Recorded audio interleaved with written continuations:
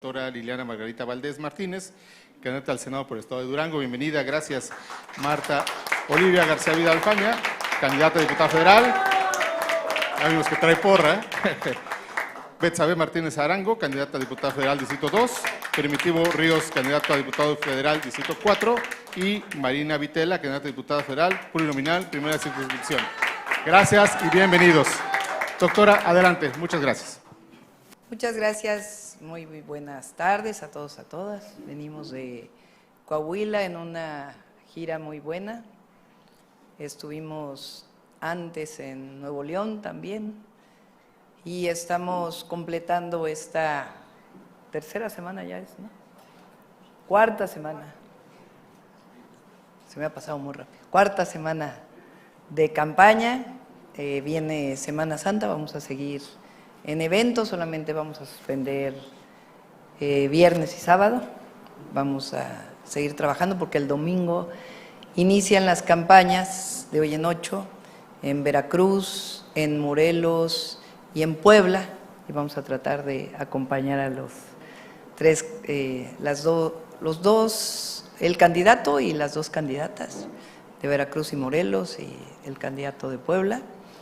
Vamos a tratar de estar en los tres estados, ojalá nos dé con la programación que tienen de inicio de campaña. Nos está yendo muy bien, vimos algunas encuestas, tanto en Nuevo León como en Coahuila, como aquí en Durango, en los tres estados que no son gobernados por Morena, tenemos cerca de 20 puntos arriba en la elección presidencial.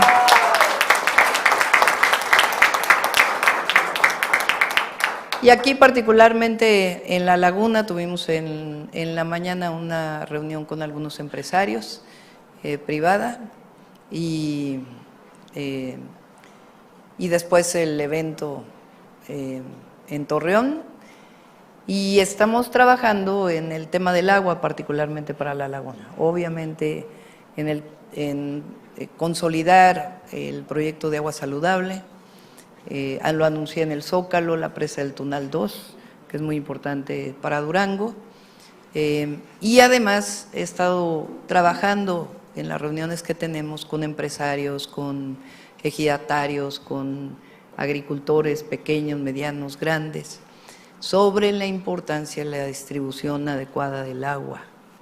No solo es un asunto de nuevas fuentes de abastecimiento, sino una distribución equitativa del uso del agua y la tecnificación del riego agrícola.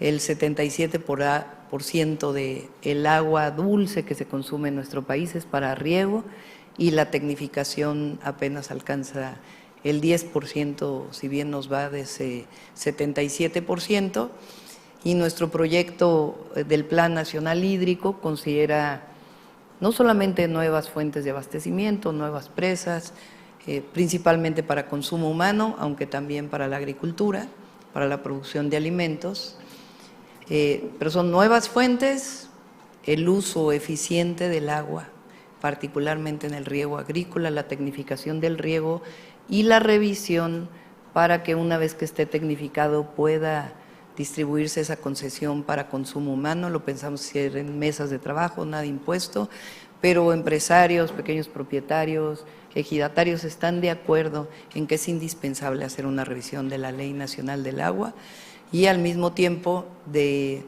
esta revisión de cómo hay transferencia de concesiones y el uso del agua.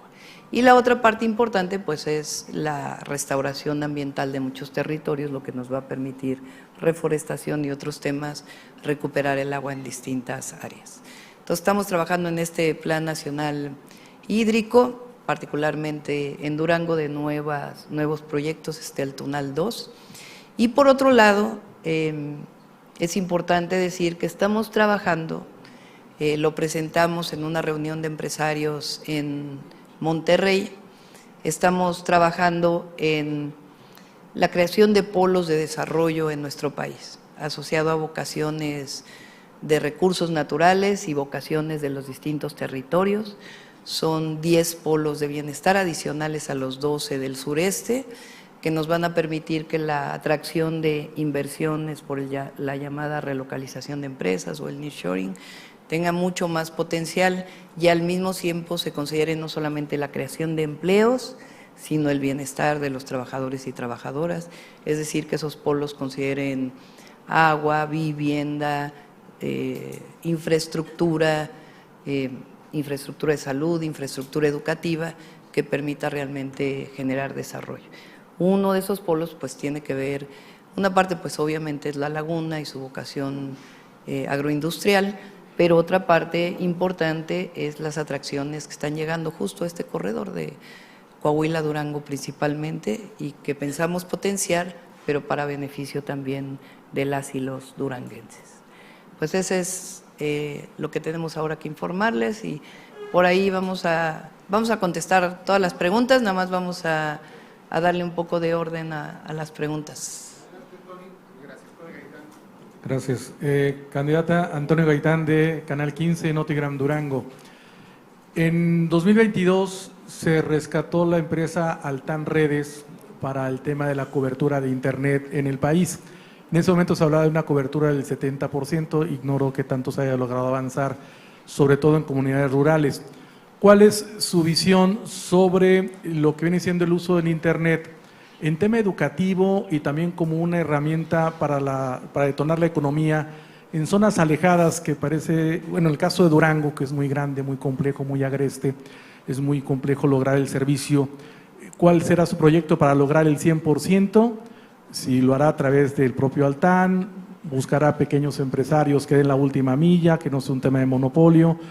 Y aprovechando esta misma pregunta, ahorita mencionaba usted el tema del nearshoring, la necesidad del inglés en la formación de los estudiantes para que puedan entrar también a este mundo global.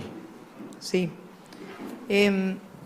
Sobre lo primero, las empresas privadas no han entrado a estas zonas alejadas porque no lo consideran rentable. Pero nosotros consideramos que el acceso al Internet debe ser un derecho. Así lo hice en la ciudad. Llegamos a ser la ciudad más conectada de todo el mundo, con 34,000 puntos de Wi-Fi gratuito. Y para las regiones alejadas en nuestro país, caso también Durango, pues si no es a través de la propia Comisión Federal de Electricidad y sus líneas, que está ya vinculado con la adquisición de la empresa Altán, no habría posibilidades, porque de por sí las empresas privadas por eso no han entrado a esas zonas.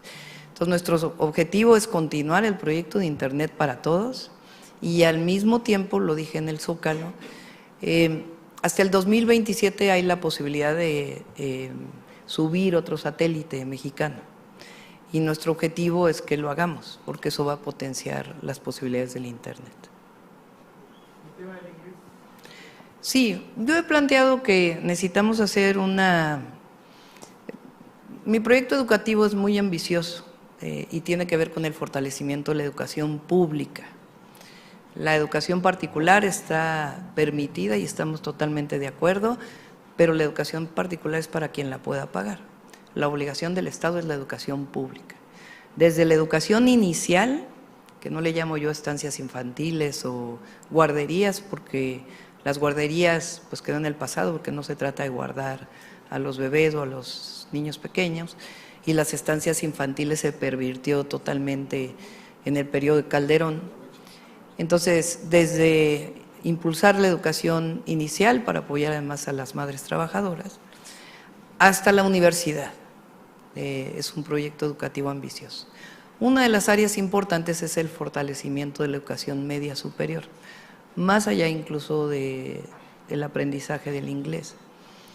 Porque tenemos 23 sistemas de preparatoria en el país de educación media superior, algunos federales, algunos estatales, no se hablan entre sí, los trabajadores de la educación media superior tienen salarios muy diversos, algunos que ganan muy poquito, en general ganan poco, pero hay unos que todavía ganan menos y siguen trabajando por horas, aunque tengan medios tiempos o tiempos completos. Y es muy importante que la educación básica, la salida de secundaria, esté vinculada a la educación media superior. Cuando llegan los jóvenes a la educación media superior, se dice que vienen mal preparados de la educación básica, pero en realidad es que son sistemas que están separados y nosotros queremos juntarlos. Entonces va más allá de un idioma, lo que nosotros queremos es fortalecer la educación media superior y su vínculo con la capacitación asociada a pues, la relocalización de empresas que está llegando a nuestro país. Entonces es uno de los proyectos más importantes. Gracias. Rodrigo Reyes, Posta Durango, adelante. Doctora, muy buenas tardes. Mi pregunta va enfocado en lo siguiente. Durango, de la última década hacia acá, ha tenido un problema relevante en las cuestiones del suicidio. No sé si es un tema a la que usted esté familiarizada. Yo la vengo siguiendo desde el primer día, lo cual me da mucho gusto, porque veo sus propuestas muy incipientes, como la de las y los jóvenes unen a México. Yo sé su preocupación y la importancia que tiene por los jóvenes. Es algo en lo que me gustaría que nos ampliara, nos sondeara desde el punto de vista si se va a focalizar, si se va a atender el tema, porque no nada más es algo exclusivo de Durango. Durango, en el último año, 2023, tuvo aproximadamente entre 166 y 167 muertes por autolesión. El vecino estado de Coahuila tuvo aproximadamente 325 muertes. Creo que es un problema importante, y más por lo que usted acaba de tocar del tema de la educación, porque en eso va, de la básica a la media superior y hasta la superior, porque los jóvenes se están autolesionando de los 20, 29 años, con mayor, se están autolesionando más, por así decirlo, ¿no? Esa es la pregunta, porque sé que usted está enfocada y ocupada en ese tema. Sí, mañana presentamos el programa de salud. Se llama República Saludable o República Sana. Nuestro proyecto de los 100 puntos que presentamos en el Zócalo está dividido en 14 y cada área le llamamos República Soberana, República para el Campo, en este caso es República Sana. Y ahí está incluida la salud mental y también el tema de las adicciones, que también es importante en Durango, en todo el país, en algunas regiones mucho menos, pero en algunos estados como Durango, como Guanajuato, por ejemplo, hay un tema importante de adicciones. Entonces nosotros lo planteamos dentro de las dos áreas, tanto en el sistema educativo, porque de ahí tiene que venir el apoyo psicológico, de detección de problemas, hasta también fuera de la escuela, que atienda a los jóvenes. Marina aquí cuando hizo su campaña era una de las propuestas más importantes, hemos platicado mucho y la vamos a llevar a cabo a nivel nacional. El objetivo, además después de la pandemia, por el aislamiento también se generaron algunos problemas de salud mental. Entonces el objetivo es que la salud sea amplia desde la prevención hasta la atención de la enfermedad más compleja y en ese espacio está, por supuesto, la salud mental. Muchas gracias, doctora. Gracias. Iván Herrera, Imagen Laguna. Doctora, bienvenida. Un tema que sabemos que en la comarca lagunera se ha estado manejando y abanderada precisamente por oposición, resaltando que ellos llevaban la seguridad al estado de Coahuila. En el tema de propuestas, ¿qué hay que hacer a nivel nacional para que se tenga ese cambio positivo en el tema de seguridad y en el tema de carreteras? Porque también es un tema que ellos han estado mencionando que no se ha tocado el presupuesto. ¿Nuevas carreteras, dices? Meterle recurso a carreteras. Sí. No se nos debe olvidar nunca cuándo fue que la inseguridad tomó las calles, el campo en nuestro país. Y fue la guerra contra el narco, que apenas comenzamos a disminuir los delitos. Imagínense la irresponsabilidad. No solamente de decretar una guerra contra el narco, sino además de poner al frente de esa guerra a un personaje vinculado con el narco, que hoy está preso en Estados Unidos. Entonces ahí surgieron los problemas de inseguridad, no solo de La Laguna en su momento, sino de muchas regiones del país. Aquí en La Laguna, hace algunos años, decidieron empresarios y autoridades estatales, federales, implementar un modelo, digamos, metropolitano que esté por encima de los estados, que fue muy exitoso. Si ustedes se fijan, pues es un poco el modelo que estamos planteando. ¿En qué sentido? La Guardia Nacional tiene que consolidarse.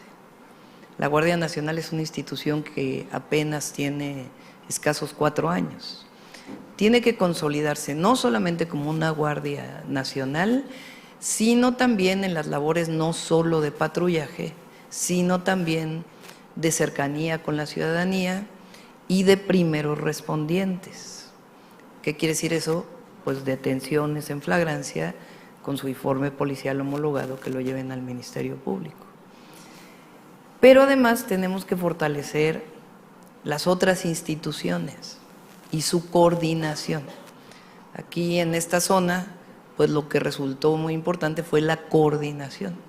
Y es justamente en donde nosotros estamos poniendo énfasis, la coordinación entre los poderes, o por lo menos la Fiscalía, aunque sea parte del Ejecutivo y tiene autonomía.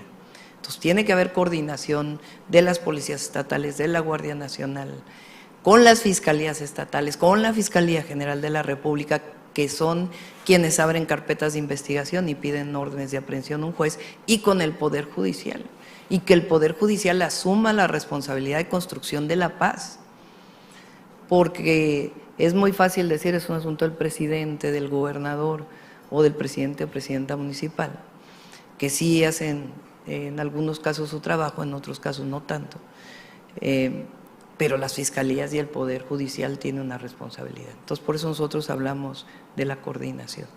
El tema de las carreteras, ¿hay algún plan para poder resanar todo? Sí, en estos temas de República, en los 14 puntos, uno se llama República Conectada y tiene que haber desde caminos rurales, que hay que seguir manteniéndolos y ampliándolos, los caminos artesanales que hizo el presidente, terminar en Oaxaca, en otros estados y llevarlos a otros lugares, y también el mantenimiento de carreteras y nuevos trenes de pasajeros y el potencial de distintos puertos en el país. Gracias. Continuamos con Sergio Mendoza, El Sol de la Laguna. Sergio. Hola, candidata, buenas tardes. 3 temas así rápido, no te tenerla mucho. El primero, los colectivos de búsqueda, mujeres que buscan a sus desaparecidos en todo el país, puntualmente aquí en la región lagunera de Durango, tienen mucha inquietud y zozobra respecto a lo que ha trascendido a nivel nacional de que está desmantelándose lo que es la Comisión Nacional de Búsqueda. En ese tema, ¿qué tiene en su agenda, candidata? Sí, no se está desmantelando la Comisión Nacional de Búsqueda. Cambio de titular, es distinto. ¿Qué es lo que ha estado presentando el presidente en las mañaneras sobre desapariciones y búsqueda? Porque es que sí se ha trabajado y hay que acercarse a los colectivos igual. Es muy importante distinguir entre desaparición y no localización. Por eso se habla de registro de personas desaparecidas y no localizadas. Y les pongo el ejemplo de la Ciudad de México. En la Ciudad de México se decía que había cerca de 30,000 desaparecidos. Yo decía 25,000, entre 25,000 y 30,000, no recuerdo en este momento el número. Y yo siempre dije como jefe de gobierno, si esto fuera una realidad, pues sería un movimiento de 30,000 personas con sus familias. Entonces nos metimos a ver, aparte de recibir a los colectivos, qué estaba en esa lista. E hicimos una primera búsqueda que tiene que ver con bases de datos, que es uno de los temas que vamos a fortalecer. Porque, por decirles algo, las bases de datos del registro civil a veces pasan a CONAPO y no siempre pasan a CONAPO y están actualizadas. Puede ser una persona que decidió voluntariamente separarse de su casa, se presenta la denuncia en la Fiscalía, después aparece y no se regresa a la fiscalía, o sencillamente no quiso regresar a su casa, que sería el caso de no localizado o personas desaparecidas por la delincuencia organizada.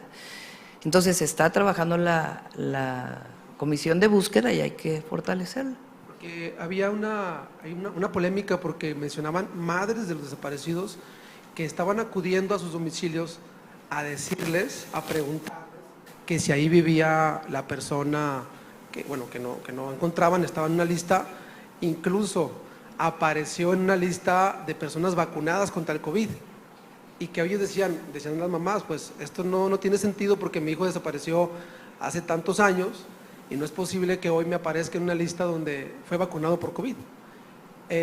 ¿Va a recibir usted a las madres de los desaparecidos? Las he recibido, candidato? he platicado con ellas. En Chihuahua, por ejemplo, estuve con un colectivo de madres y las podemos recibir.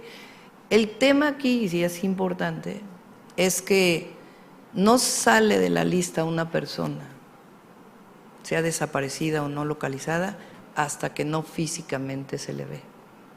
Entonces se hacen, por supuesto, cruces de datos, que es indispensable para poder localizar a las personas en el trabajo de localización, y después se hace una búsqueda física.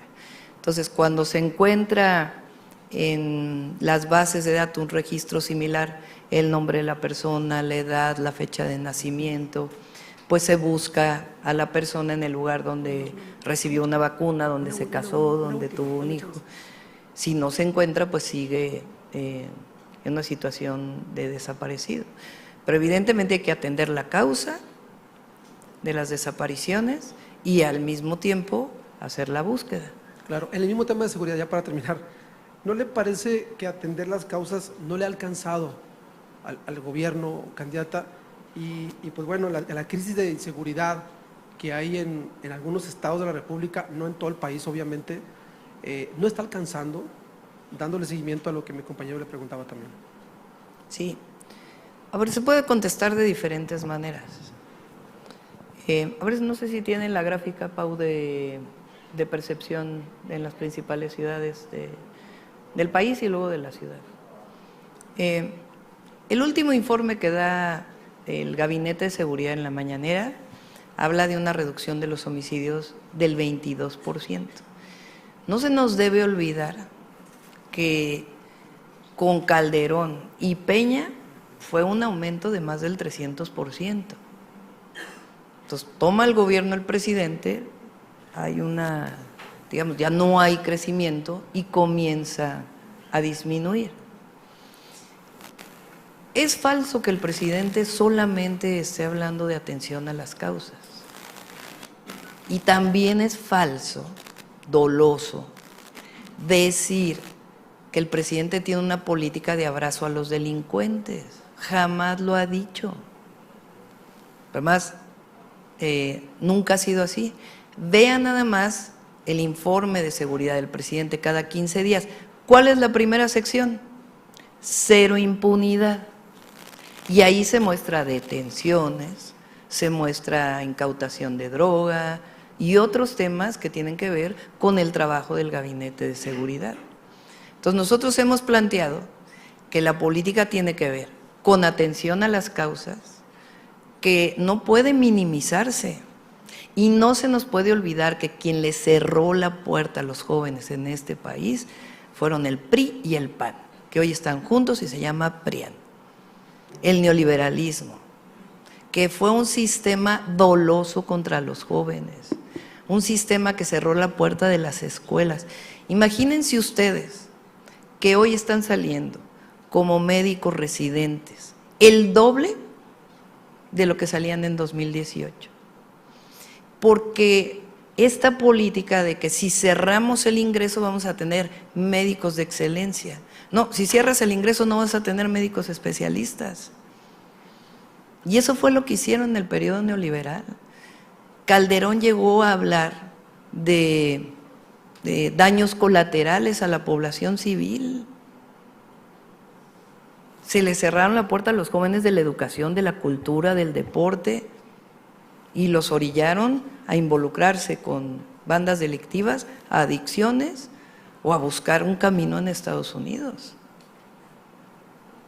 Entonces, claro que la atención a las causas sigue siendo y seguirá siendo un tema central. ¿A quién abrazamos nosotros?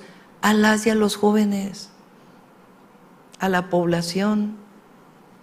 A la delincuencia hay que seguir trabajando en la cero impunidad. Y por eso digo que es un tema no solo de los ejecutivos, sino también de la Fiscalía y del Poder Judicial, que no pueden lavarse las manos frente a esto. Esta es la percepción de inseguridad nacional. Me parece el mejor ejemplo de que esta idea de que ha aumentado la inseguridad no es tal. Sí sigue habiendo problemas, nadie dice que no hay problemas, claro que hay problemas. Y el principal problema está en Guanajuato, un estado gobernado por el PAN. Entonces, ahí es el salario medio más bajo del país y el mayor número de adicciones. Esta encuesta es una encuesta del INEGI que salió hace unas semanas. Todos confiamos en el INEGI y en sus encuestas, es una institución autónoma que tiene la misma metodología. Desde 2013, permítame, fíjate, la percepción de inseguridad en las ciudades del país en el 2018, 77%, 76.8%. La percepción de inseguridad en las principales ciudades del país en el 2023, estas son fotografías que se hicieron en el 2018 y en el 2023. Eso es lo que las personas contestan, ni siquiera es el número de delitos, sino cómo se sienten las personas. Regrésame la anterior, por favor. Y pasó del 76.8% al 59.1%. ¿Todavía es alto? Sí, todavía es alto. Y por eso nos va a tocar continuar esa reducción y acelerar esa reducción. Pero es importante, que claro que no, por supuesto nos ocupan, porque no es un asunto de preocupación, nos ocupa la estrategia de seguridad para el próximo sexenio para poder seguir disminuyendo los delitos. Y claro que lamentamos cada pérdida humana y cada delito que se comete contra una persona. Pero lo que no podemos es decir que estamos peor que en el 2018. No es así.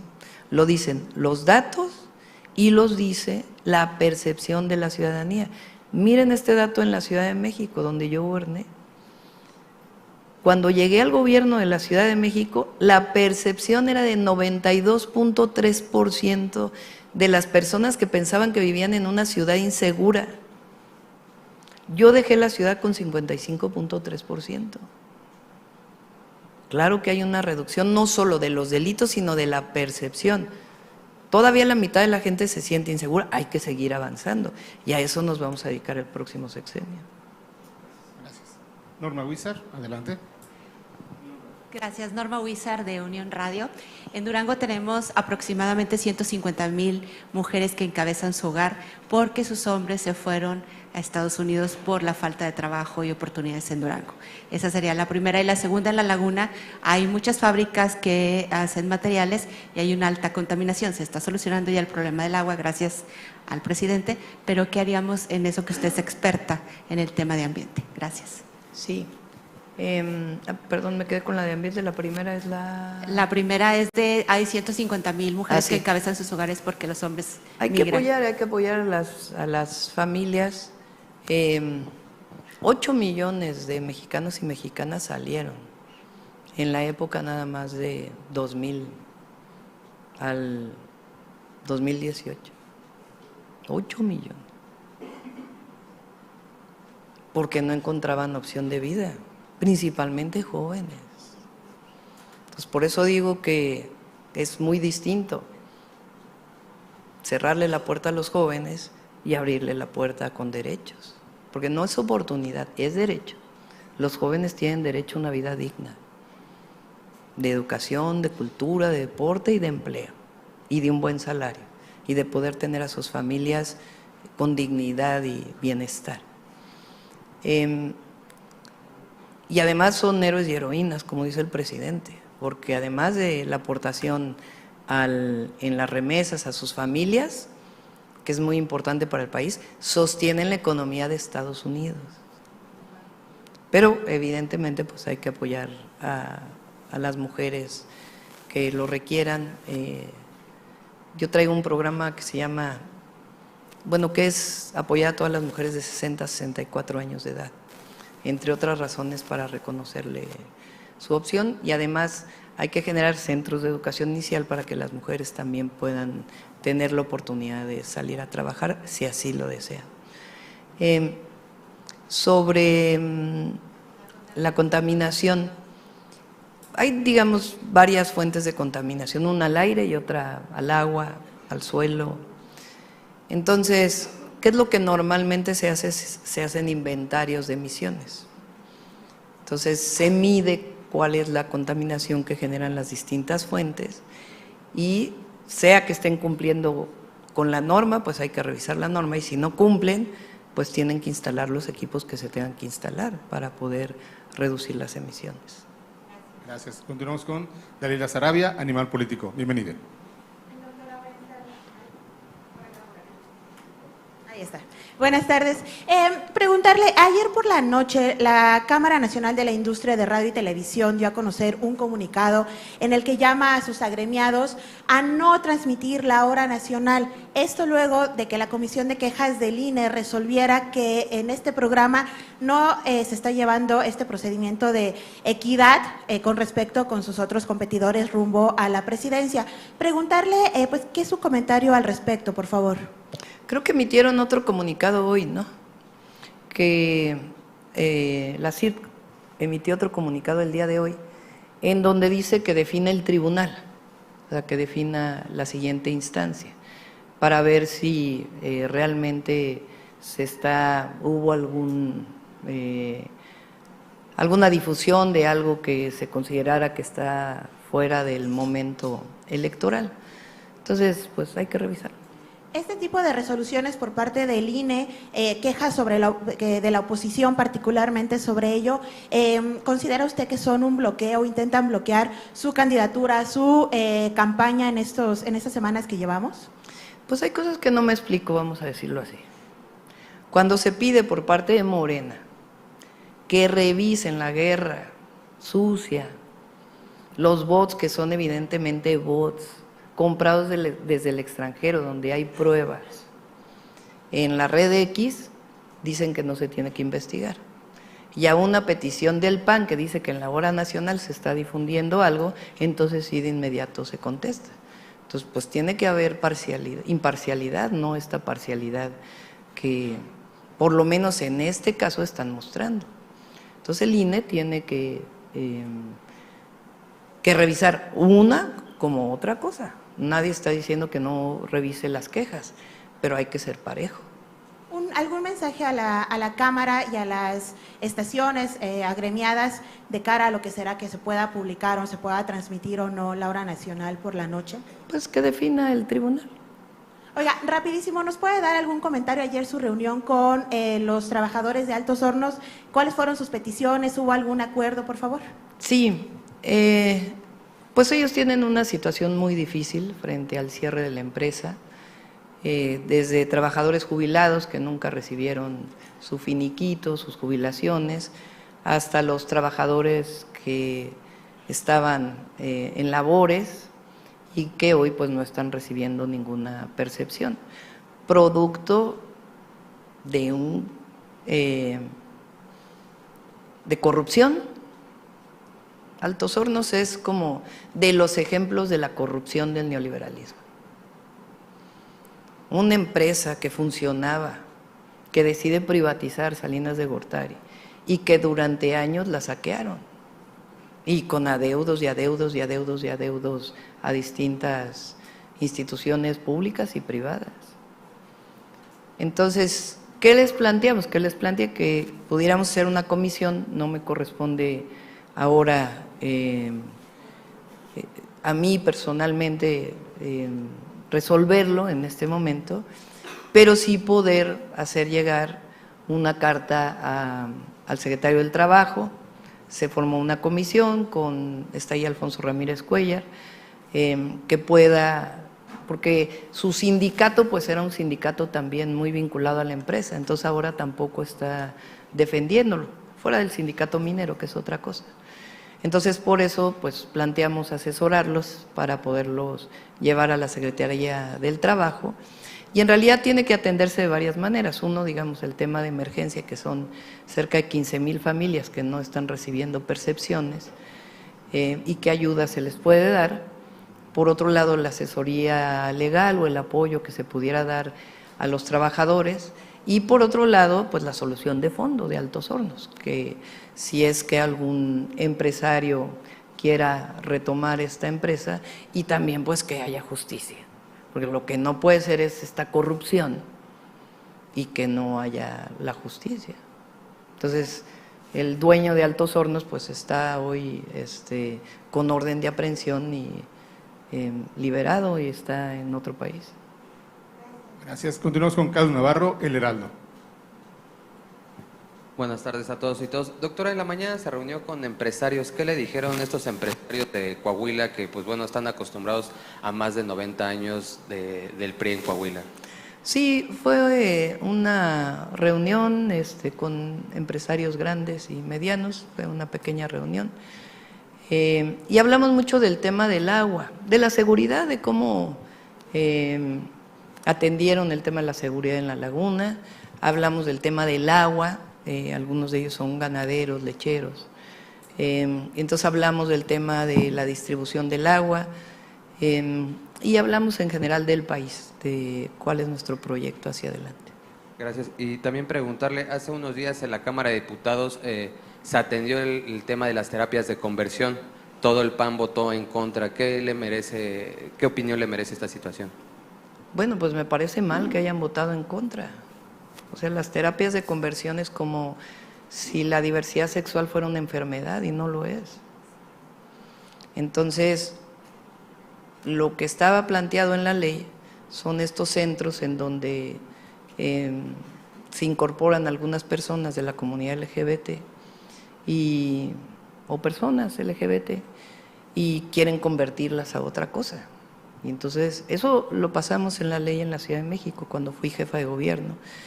Y en este caso, además, fíjense, es lo que a veces digo también en los eventos. Votan en contra de la pensión adulto mayor, pero ahora resulta que todos están de acuerdo con la pensión adulto mayor. Votan en contra de que desaparezcan, de que se prohíban estos centros de conversión, y ahí ves a los candidatos del PAN en la ciudad diciendo, no, que son el PAN, pero ellos no. Entonces, pues pónganse de acuerdo, ¿no? En nuestro caso, en Morena, lo que se define se vota, porque hay una posición de respeto a la diversidad de todo tipo, incluida la diversidad sexual. ¿Hay hipocresía de su parte? Digamos que hay mentira, porque se están presentando no con lo que piensan, porque también en las terapias de conversión en la Ciudad de México votaron en contra. Entonces, así como dicen que están a favor de que aumente el salario mínimo, cuando ellos son responsables de la caída del salario mínimo en nuestro país. Ellos nunca cumplieron y no van a poder cumplir al pueblo de México. Y en particular en este caso, que digan la verdad, que digan lo que piensan, que no simulen, para que la ciudadanía pueda tomar una decisión a partir no de lo que simulan que piensan, sino de lo que realmente piensan. Gracias, buen día a todas y todos. Continuamos con Carlos Domínguez, Nación 14. Esa es la última que tenemos que ir al evento. Gracias. Buenos días, buenas tardes, doctora. Candidata, hace un par de días la candidata del Frente Opositor anunció un incremento millonario en los recursos que uno de sus partidos aliados le autorizó, pues asegura que no le alcanza para hacer su gira por el país. La señaló usted de tener el apoyo del gobierno federal y de los gobernadores de Morena, por eso no batalla en este sentido. Preguntarle cómo van los gastos de su campaña y cuándo nos podría dar un informe, como lo hacía en el proceso interno y la precampaña, doctora. Sí, se puede dar un informe de inmediato. Ustedes pueden ver nuestra campaña. ¿En qué se sustenta? Esencialmente en eventos en los 300 distritos electorales. Sí tomamos una decisión, recorrer territorio y pisar el mayor número de lugares posibles. Esa fue la decisión que tomamos para hacer la campaña. Y en ese proceso también visitar empresarios, académicos y distintos sectores de la sociedad. Pero no tenemos una campaña de grandes gastos. Andamos en una camioneta que no es de lujo, no andamos en camiones especiales, o sea, es una camioneta. Y lo que sí tenemos son muchísimos voluntarios, muchísimos, que tocan casa por casa para impulsar nuestro movimiento. En otra pregunta, doctora, su opinión sobre que uno de los moderadores del debate se lanzó fuertemente contra la reintegración del doctor Hugo López-Gatell a la administración del presidente López Obrador, calificando este hecho como recogerlo de la basura. ¿Puede alguien que se refiere así de un funcionario identificado con la 4T ser moderador de un debate? Usted es hoy la máxima representante de este movimiento de transformación, doctor. Sí, no me pareció lo que dijo. Esta denostación a una persona, puedes no estar de acuerdo, pero esta denostación que se hace y luego aparte querer ser imparcial en un debate, pues sí es importante que se revise, ¿no? Gracias, doctor. De todas maneras vamos a ganar el debate, aunque él sea el moderador.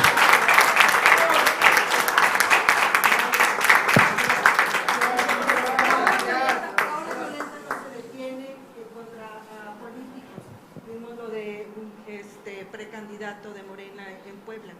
Su opinión sobre esta violencia en la política que no se detiene en este proceso electoral, 1, y 2, ¿cuál es la apreciación que tiene de los estados del noreste que visitó tras haberse reunido con diferentes sectores, haber encabezado mítines y todo?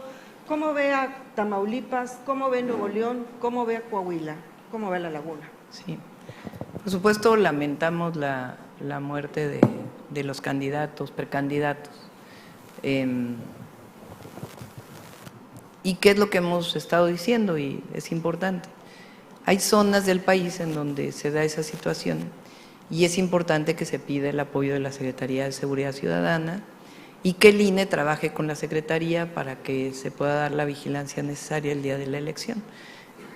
Pero eso no impide que la elección va a ser una elección democrática y de mucha participación, y una elección pacífica. Vamos a ganar, por supuesto, Tamaulipas, que ya lo ganamos en el 22, vamos a ganar Coahuila y vamos a ganar Durango.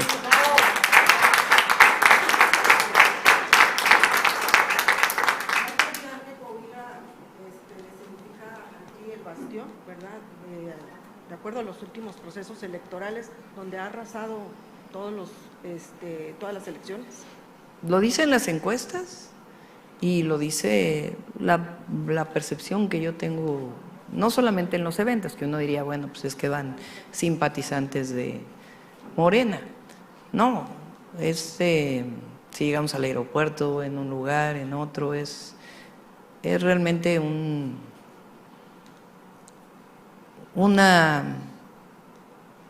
movimiento social que ya se generó alrededor de la candidatura.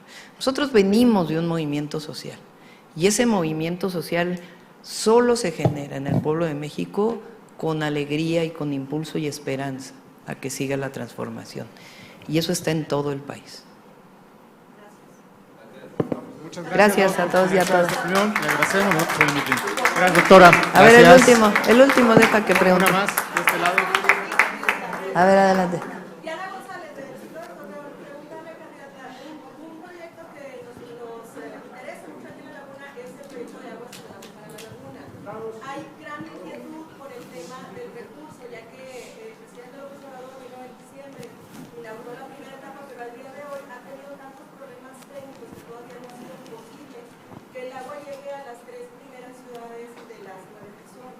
Preguntarle si en su gobierno, que seguramente usted va a aspirar a la presidencia, obviamente va a llegar, si va a haber el recurso suficiente para poder continuar con todas las obras necesarias de agua saludable, además de que mande los recursos necesarios para los municipios en cuanto a la tubería y la infraestructura y todo eso. Vamos a apoyar a la laguna. Pero garantiza que se va a hacer, Sí, se va a terminar. Por de eso manera digo que vamos a satisfactoria. apoyar a la laguna.